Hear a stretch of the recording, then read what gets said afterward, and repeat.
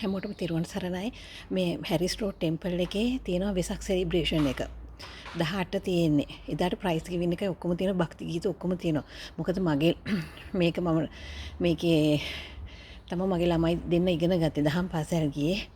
ඉතින් මේ ඕල් ගර්ල්ස්ලා ළමයි එනවා. ඒගොල්ලන්ට ෆ්‍රී නම් ඒගොල්ලෝ එයි. දැන් එනිවේ මම එනවා.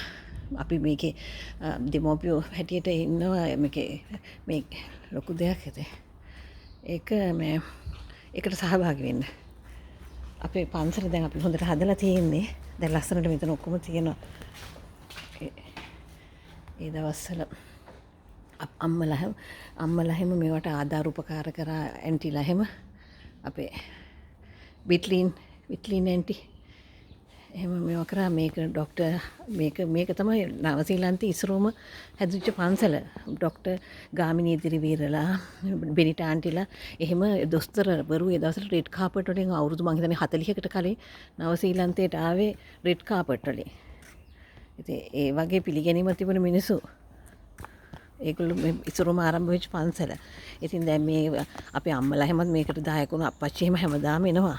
එතකොට මට කිව්වා මේවා හදනවා එහෙම කියලා බෙනිටා ආන්ටිලා. එහෙනම් මට ඒ දවස්වල ඉතින් මම රස්සාව කරා ඒ වගේ නිසා. ඉතින් මේකේ මොන හරි දෙයක් තිබුණොත් ළමයිගේ ඒවට එනවා. මම මේ බෝධීන් වහන්සේ මේ අලුතෙන් හරිම ලස්සනයි.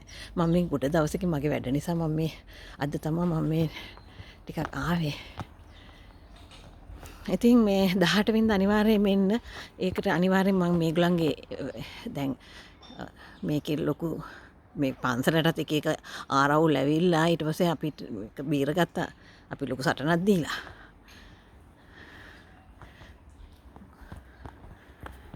anyway ඉතින් කොහොම හරි දැන් මිනිසුන්ට නිදහසේ වන්දනාමාන කරගන්න තියෙනවා.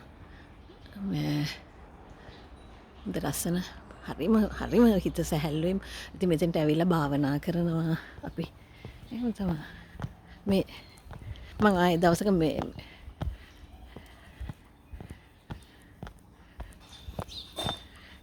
කට්ටිය ඇවිල්ලා නිදහසේ වන්දනා කරගෙන යනවා.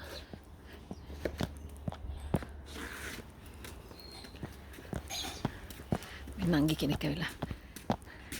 අද සෙනග ටිකක් අඩුයි වගේ නේ නංගි. ඕ ඒක තමයි. ඔයාගේ පොඩි කට්ටිය මේකට එනවද දහම් පාසල්? මගේ පුතා පොඩි කාලේ ආවා. ඉතින් එහෙනම් මගේ ළමයි වගේ වයස. මගේ පුතා දැන් මේ අවුරුද්දේ 20.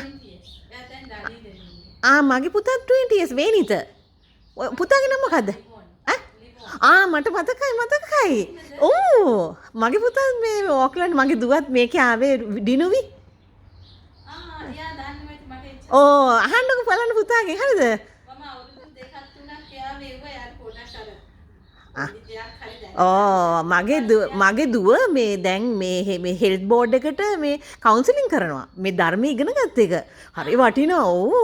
දුව දැන් ඩොක්ටර් කෙනෙක්. එයා කවුන්සිලින් කරන හෙල්ත් බෝඩ් එකට. දුවට දැන් 23යි. මේ මැයි වලට.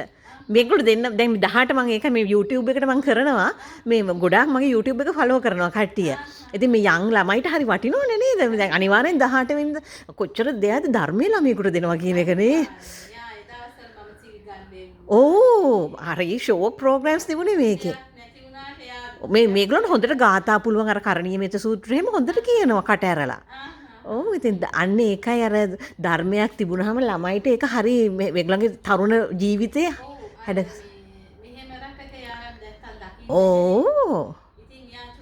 අපේ දෙමෝපියන්ගේ යුතුයකමනේ නංගි ඒකයි.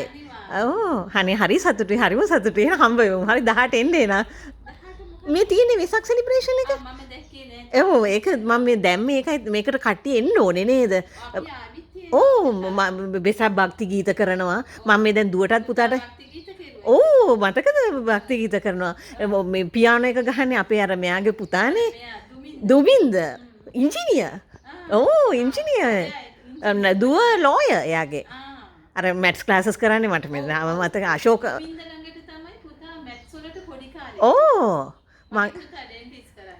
හොඳයි අනේ සතුටු හොඳයි ඩෙන්ටිස්. මේකයි ඉතින් ළමයිට අවශ්‍ය විදිහට ඉගෙන ගන්න ඕන. මේකේ හිටපු ඕල් බෝයිස්ලා ඔක්කොම හොඳයි. මට ඊයේ නිලීක හම්බුණා. නිලීකගේ පුතා නිලීකද බිනුර අප්පච්චි අප ඩොක්ටර් යා මේ කැන්සර් අප්පච්චිට අප්පච්චි හැමදාම එනවා ප්‍රොස්ටේජ් කැන්සර් එකක් තිබිලා යූරින් පාස් කරන්න අමාරු වෙලා බිනුර තමයි කැතීට් එක දැම්මේ. මං කිව්වා මේ මං නිලියකට එදත් මතක් කරා මේකේ ළමයි හරිම හොඳ ගුණගරුක දරුවෝ හැදුනේ මේ දහම් පාසලේ. හරිම සතුටුයි. ඇමරිකාවේ මේ දවස්වල ඉතින් අපි පුළුවන් විදිහට එමු මම කියන ළමයිට ඉතින් බිසි අපි එමු නංගි. හරි එන්න අනිවාර්යයෙන්ම 18. හොඳට ඔසරියක් ඇඳලා එන්න. හරි එහෙනම් තිරුවන් සරණයි ජය වේවා.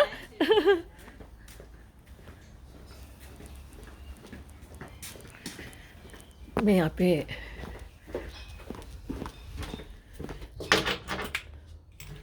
අපේ යතුරු තියෙනවා යතුරෙන් බුදු මැදුර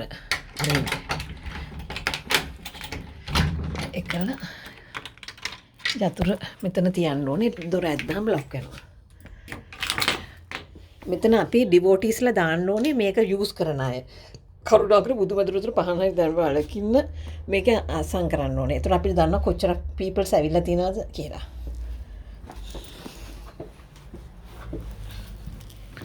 මේ තමයි අපි බුදු මැදුර. හොඳයි.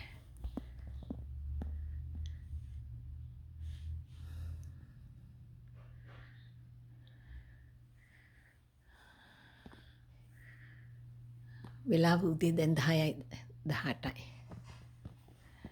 හොඳයි එහෙනම් හැමෝටම තෙරුවන් සරණයි.